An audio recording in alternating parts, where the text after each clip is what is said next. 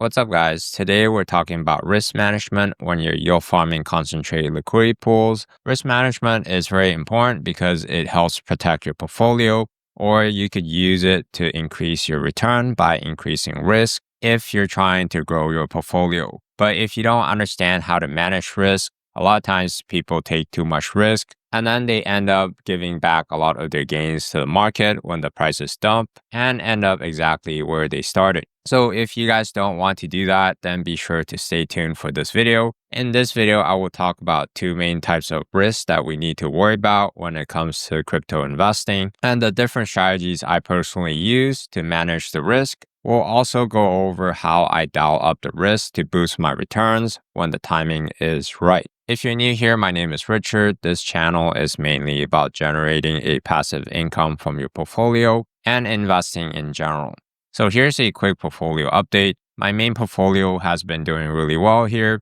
You can see 7.9 ETH worth of profit on my main wallet. Doing really good here, especially with Ethereum's price going up. Close position sits at the same 8.6 ETH of profit. And this leveraged yield farming wallet has been struggling a little bit. Some of these positions are still outperforming just holding in the market, but I am in a bigger loss here in one of these pools. You can see slightly down compared to holding in the market, but these positions are pretty new. Hopefully over time, we're able to outperform holding as well as stack some US dollar. In this case, my goal is trying to make a US dollar profit. And these are mainly altcoins because I do believe that altcoins have a pretty good risk and reward ratio at this current price. And if altcoins as a whole trend up in the next 6 to 12 months, I should be able to close out these positions for a nice profit. And before we dive in, just a quick disclaimer, none of this is financial advice. I'm not your financial advisor. Please do your own research before making any decisions. So in crypto, we have to worry about two main types of risk. The first one is the volatility risk. And by its name, it's pretty easy to understand. Almost every coin or token that you buy in this industry is very volatile. When an asset is volatile, it means that the price moves up and down pretty wildly compared to traditional markets like stocks, for example, right? So let's say the average price is like this dotted line here. It kind of moves up over time, but the prices are going to basically move up and down over time. And what we have to worry about is basically buying the top when the prices are really high and then selling the low because fear got the better of us and we panicked and then we sold. That's what a lot of beginner crypto investors do. They buy the top, panic sell the bottom, and then watch the token recover in price once again. So that's the situation where we really want to avoid. And even larger tokens like Ethereum is very volatile, right? In the last few months, Ethereum went from roughly 4,100 all the way to below 1,500, right? So the prices are very volatile. It came down really hard, and then it also bounced back really sharply as well. So if we're a longer term investor and I want to buy into Ethereum, for example, a great way to get exposure into an asset is to dollar cost average in rather than trying to time the perfect bottom and the perfect top. It's very hard to predict where the market is going to go. The last dump in the market that we saw a few months back was mainly driven by Trump's tariffs. And unless you have insider info, chances are you didn't see that coming, right? So it's very hard to say at this price point. Let's say in January, roughly at $3,000, there were a few doji candles here where the prices are indecisive and the prices are sitting above a key area of moving average, right? You could have easily argued that this is a key zone of support. I want to go long here and then only to find out that the prices went down, right? So it's very hard to predict the future. What I personally do instead is I look for signs of when the prices are cheap. For example, Ethereum here, when it's trading in key zones of support, I was buying Ethereum roughly at $2,200 here when it was sitting near its last year's zone of support. Obviously, I didn't get the perfect bottom, right? But it's still a better price than buying in now. And another huge key zone of support that we reached was this area of support here, roughly at $1,500. So this area broke down, right? The sellers panic sold, and then a lot of buyers step in here to reverse the price upwards. And throughout this whole process, I've basically been accumulating more and more Ethereum. And then when the market swings back up again, let's say Ethereum is trading at $3,500 or $4,000, I would be selling more and more of my Ethereum, right? And then I'm going to repeat the whole process once again. When the prices are really cheap, I want to buy in more aggressively. When the prices are high, I want to take profits more aggressively. But that's the first thing to understand. A lot of investors think that they could perfectly time the market. They're trying to look for like the best strategy to find the perfect top. But a lot of times we could simply see like, okay, this price level has been, rejected a couple of times, right? It's probably a good area to take some profits here rather than trying to wait for, $10,000 all the way up there. That may or may not come in the next 2 to 3 years, right? But no one knows the future. For example, Ethereum could shoot up to like $10,000 in the next few months. That's also something to keep in mind, right? We're dollar cost averaging out and switching our strategies. We don't have to sell everything when the signs point to an overheated market. And if you're a longer term investor like I am, I always keep some exposure to crypto no matter what, because if I went short in the market, basically selling my crypto to stable coins, because I believe the market is going to drop. Even though I'm not shorting the market, I am short crypto because I'm trying to buy back in at a cheaper price. I'm not going to do that with my whole portfolio because if I was wrong, then I would have to buy at a higher and higher price. For example, in Bitcoin's price here, if you guys went short Bitcoin at this $70,000 mark, and trying to wait for a good entry, let's say at 35K here or 45K, then you would have missed out on that entry. And then you're forced to rebuy Bitcoin at a higher price if you still want exposure to Bitcoin, right? So that's very important to understand. And it works the same way when you guys are trying to enter into a new liquidity pool.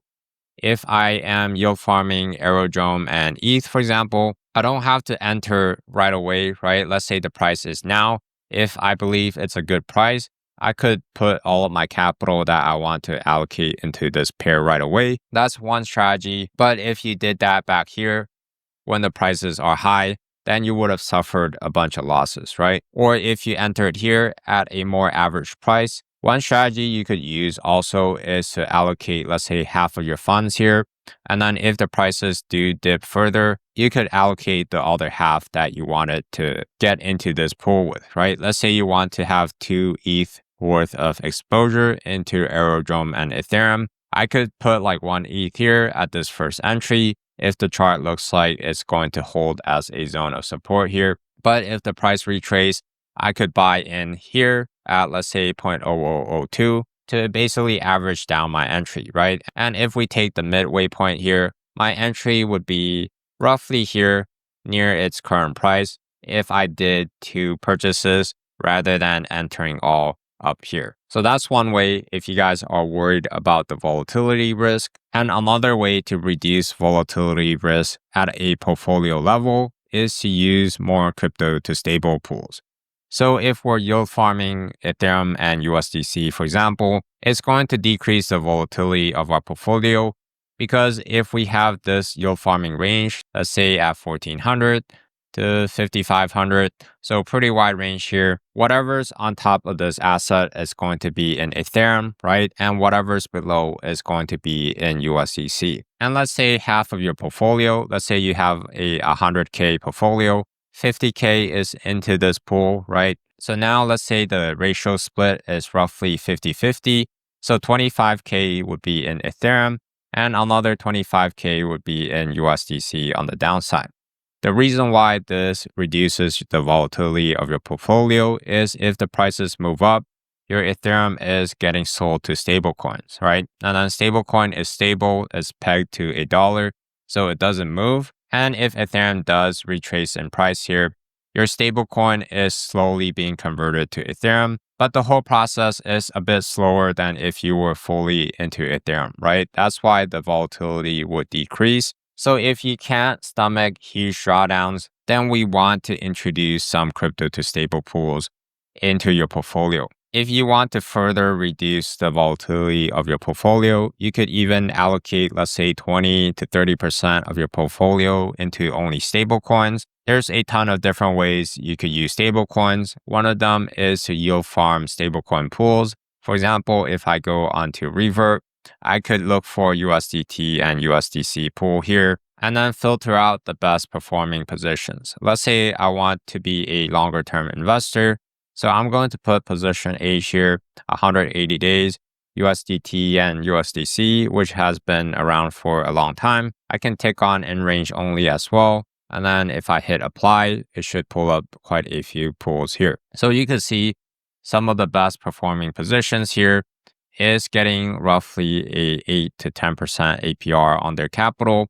And the more recent ones here is sitting only at 4 to 5%. So that's one way to generate a yield on your stablecoins. Another riskier way is to go onto a platform like Contango. What it basically does is it helps you arbitrage yield and apply leverage to it so that you get a better ROI.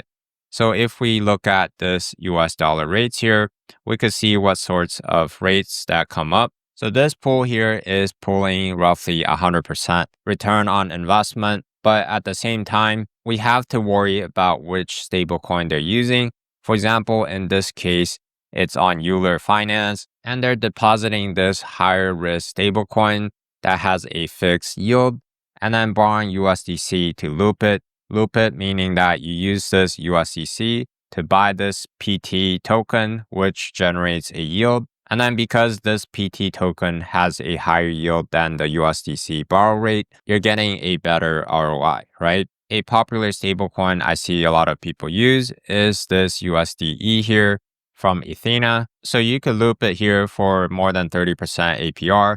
And if you want lower leverage, let's say half, then your APR might drop to half as well, right? But that's another way to generate a stablecoin yield. But you gotta keep in mind that these platforms typically come with fees. So you do have to be in position for a few days before you make your money back. And another thing that we also have to worry about is if we're applying a lot of leverage, this PT token could depeg and liquidate you. Or if a bunch of people sell their PT token, it would drop in price, even though it's yield bearing. And another risk that you need to worry about as well is that if the USDC borrow rate spikes up onto this platform, for example, this is on the Aave V3 on Ethereum mainnet. If the borrow rate spikes up, you could lose a lot of money as well. And the third way to reduce volatility risk is making sure that we're buying in when the prices are cheap and then taking profits when the prices are high. So if we look at Ethereum once again, one way to think about how the prices are cheap or expensive is by using your average cost basis or where you entered in the first place, right? Let's say you believe in this asset class, but you got in a little bit late, let's say at $3,000 here.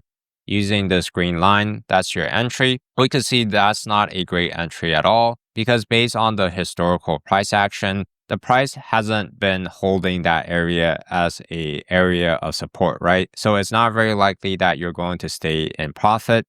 So if you just bought in once here and then you're just holding, you probably think that, Ethereum is a huge scam. You don't want to buy more Ethereum because it's been underperforming based on your entry, right? But I do have clients that entered at like above $3,000 last year, and now they're sitting at a nice almost 20% profit, even though the prices are lower because they've been yield farming and been dollar cost averaging into the market.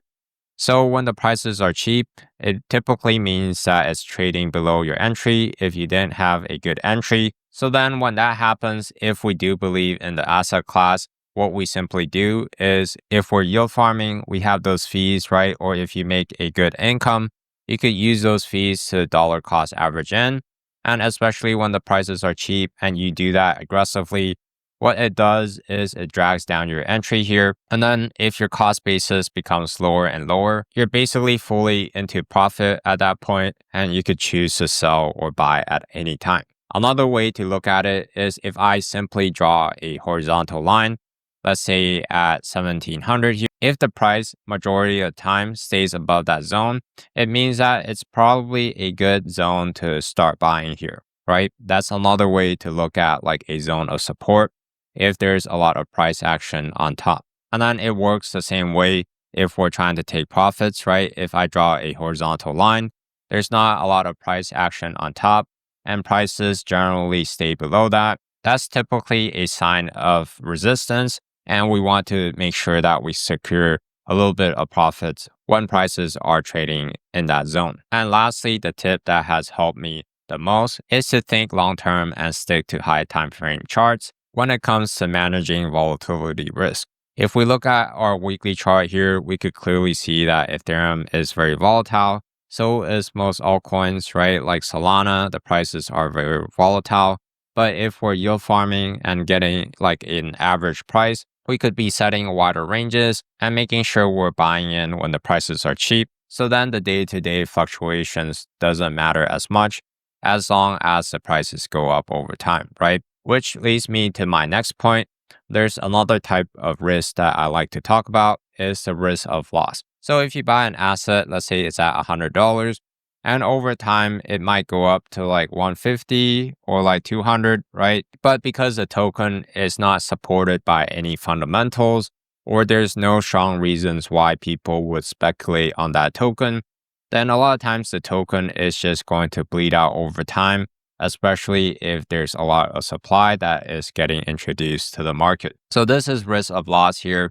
It doesn't matter if an asset is volatile, if there's very little risk of loss, right? For example, in my opinion, Ethereum, even though it's more volatile than Bitcoin, I still believe Ethereum is going to be around for the next 5 to 10 years at least. So the risk of loss of buying Ethereum is much less than, let's say, a meme coin like Fartcoin, right? Even though Fartcoin has been doing really well, it doesn't mean that this token is going to be around for the next 5 to 10 years. But that doesn't mean that we should not yield farm these positions, right? If you guys look at my portfolio, I have a lot of meme coin positions as well. And a lot of these are basically speculative positions, but I've been able to manage it well because I understand that these positions are more speculative in nature. I make sure I'm taking profits with my fees or exit out of the position completely when the prices hit the levels that I'm comfortable taking profits at. And generally, the way I like to think about the risk of loss is the lower the market cap, especially tokens that are below 50 million market cap, the risk of loss is going to be much higher than something like Ethereum, right? So that's the two risks that you really need to consider. And how do we minimize the risk of loss? The first is to make sure you have good asset selection. So when we're looking at Ethereum, we really want to understand what Ethereum is, who's buying Ethereum, who is developing Ethereum, why would that asset go up over time, and what's the bear case against it, right? What's the potential downfall of Ethereum? For example, one argument against Ethereum is that there are a lot of high performance blockchain like Solana that could draw more retail interest, even though it's less decentralized. Sometimes retail investors or traders simply don't care about that, right? So that's one argument against Ethereum. And basically by forming like the bull and the bear case, you can decide and weigh the risk of this asset and decide if you want to allocate some portion into your portfolio. And the second way to minimize the risk of loss is to make sure you diversify across at least 5 to 10 different pools and pairs, especially if you guys are yield farming lower cap altcoins. We really want to have more diversification here. If we look at this chart here, this chart shows like the standard deviation of a portfolio, which measures the volatility of a portfolio. And this chart is very common in TradFi. You can see like if you add a lot of different stocks to your portfolio, the firm-specific risk keeps dropping, right? And then at that point, we're just taking market risk. For example, if you guys are yield farming 100 different pairs of altcoins, especially if they are mid to large cap altcoins, the token specific risk basically drops to nearly zero, right? And then now we only have to worry about the market risk, and we're pretty much getting the market return at that point. So that's one way to reduce risk. I don't go quite heavily diversified to like, 50 to 100 tokens. It could be worth it to do if you're like a larger hedge fund, with a lot of people to like research tokens for you, right? But as a smaller retail investor, we don't really have a lot of resources. So I like to stick with roughly at least 5 to 10 different positions. Sometimes I go a little bit over that or below that. And because I yield farm with mainly wider ranges, I do have the luxury of managing more positions. I don't have to worry about rebalancing all the time. The tracking is fairly simple and straightforward. It only takes me like 1 to 2 hours per month to manage more than 10 positions. So this is something to really consider here. I see some people only diversify to like 2 to 3 different pools. I don't think it's enough unless it's like all blue chip assets, right? Like Ethereum to USDC or wrap Bitcoin to Ethereum. Then that might be enough. But most of the time, if you guys are altcoin heavy because you're trying to grow your portfolio, we really want to think through this carefully and try to decide if we want more diversification. Because if you were wrong about one token, for example, I was wrong about this entry here into this AI XBT pool, and I'm in a loss, right? And this one is in a loss as well. It just doesn't show like the rebalance position. But you can see like a lot of my different pools have been in profit or I close at a profit. And it's fine to have some positions that lose if you're net profitable over time, right? It's like throwing darts at a board. If you only have like 2 darts and you're trying to throw like the perfect throw and then you slipped or something, you basically lost your money at that point, right? Versus if you have like 10 to 15 different darts, you could throw. You still want to aim carefully and throw, right? But it's more likely that you're going to score and make profit in that case. Even if you guys are sticking with major assets like Bitcoin, Ethereum, Solana, I still do think it's worth it to diversify. If not within crypto, then within other asset classes, right? If you don't want to buy Ethereum, Solana, that's fine. You still want to have some exposure in other asset class in most cases. And this is one of my favorite charts here. This is made by Ray Dalio. He's a very famous hedge fund manager. This type of portfolio is not trying to generate a crazy amount of return. It's trying to protect against the downside risk. Let's say you have like, 7, 8 figures. You don't want to lose your money. This is a strategy that you could do. We basically could reduce the standard deviation, which is the volatility of our portfolio, as well as the risk of loss in our portfolio here. If you look at the right column, if you introduce asset classes that have little to no correlation to the main assets you're holding. Let's say you're heavily into crypto, right? You might be buying a lot of gold, real estate, stocks, and even stable coins or bonds to basically decrease the risk and the volatility of your portfolio.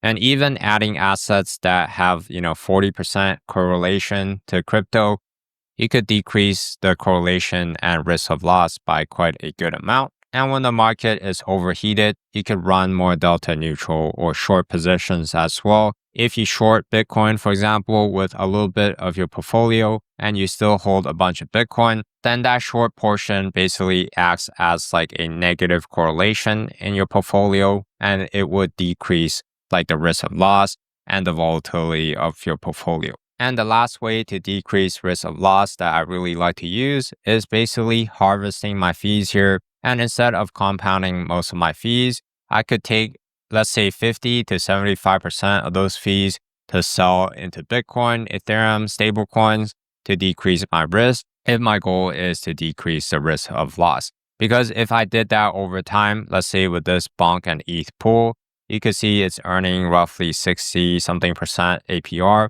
over the next 2 years or so, then this position would be fully in profit, right? If I just keep selling my fees into Ethereum here. And before I hop off here, I want to talk about dialing up your risk for more returns. A lot of times I don't want to take more risk when the market is trading at a high level. Let's say Ethereum is trading at $4,000. And then if we look at the others chart, which excludes the top 10 crypto, if it's trading at like 500 billion, for example, I don't want to take on a bunch of risks at that point, right? In fact, I want to de-risk. But when the market is really cheap, either in the bear market or when the bull market draws down, I want to take more risk more aggressively. And one very simple way to take more risk is to get into more crypto to crypto pairs, like wrap Bitcoin to ETH, Solana to ETH, or pairs like Bonk and ETH if you're willing to take more risk here when the prices are cheap. Because when we do that, the upside we could get is much higher. Let's say I enter at this zone of support when the prices are cheap, right? It's very likely that the prices are going to trade above my entry here. Simply by looking at this horizontal line, the prices are not bleeding out, and there's solid fundamentals behind Bonk. So there's no reason why the price would just like drop to zero, right? And this is especially true when Ethereum, for example, drops below $2,000. Instead of putting a bunch of your capital into crypto to stable pairs, if you did that, a lot of your Ethereum would be sold on the way up if Ethereum recovers in price versus being fully into crypto to crypto pairs when the prices are cheap. And then if you want to de-risk a little bit, you could always hop back to crypto to stable pools when the prices recover, right? But one thing we want to make sure we do is we want to make sure that we're able to actually stack Ethereum profit when that happens, especially if you guys started out with Ethereum. And the concept is the same with Solana. A lot of people don't actually track this crypto profit. They started with, let's say, Solana. They're making a US dollar profit, but a Solana loss. That's how you end up with like less and less crypto. That's why you guys see me like referencing Ethereum profit a lot, because that's the asset I'm trying to stack with these crypto to crypto pool here that is using Ethereum as the quote asset. Because there will be times like where the AI XBT and ETH pool here, you can see the ETH profit is negative, but the US dollar profit is positive. So did I actually make a profit or not? In this case, I'm still sitting in a loss because I started using Ethereum, right? If I use US dollar in this case, I would be at a slight profit, but I would have been also better off just buying Ethereum at that point. So this situation is not ideal. I'm still trying to turn this position around. It's not too bad, 22% loss right now. You can see the APR is roughly 44%. So if I stay in range for at least another 6 months and the price doesn't recover, I would still at least break even on this position. But one thing to keep in mind with dialing up more risk, we're taking on more risk for a greater potential return here. A lot of times, the higher risk we take, the win rate would probably drop, but the potential wins that we could get could be much larger over time. So that's something to understand. That's why diversification is important, and knowing when to take risks is important. When the prices are really cheap, I like to take a lot more risk. And then when the prices are more and more expensive, I want to basically shift from like a high risk portfolio into a lower and lower risk portfolio. And then when the prices are cheap once again, I would cycle back to a high risk portfolio once again. So that's how I play with my portfolio. And you guys don't have to do that. If you are a more lower risk investor, you could just stick into this zone of area, right? And don't worry about like the higher return and higher risk plays, because a lot of the times, not every position is going to work out, right? And if you just want more steady returns that you could compound your gains over time, this is a really great strategy as well. So this video has been a little bit longer here. I could sit here and talk about risk for like hours, but let's just end it here for now. Again, you guys want to think about risk and reward. Oftentimes, higher reward investments come with higher risk. That's why we want to diversify and don't go all in into one investment. There's two main types of risks we want to worry about, right? Volatility risk. One main way to limit that is to dollar cost average in and out of the market. And the second main type of risk is the risk of loss. How do we mitigate that? Is by diversification, making sure you pick good assets that are likely to trend up over time, and then also taking profits on your fees into stuff like stablecoins, Ethereum, or Bitcoin. And if you guys want to learn more about yield farming and investing, be sure to check out these other videos on my channel. There are a lot of misinformation out there when it comes to yield farming and crypto. That's why I started this channel in the first place, to hopefully help the most people I can. Thank you for watching. I'll catch you guys next time.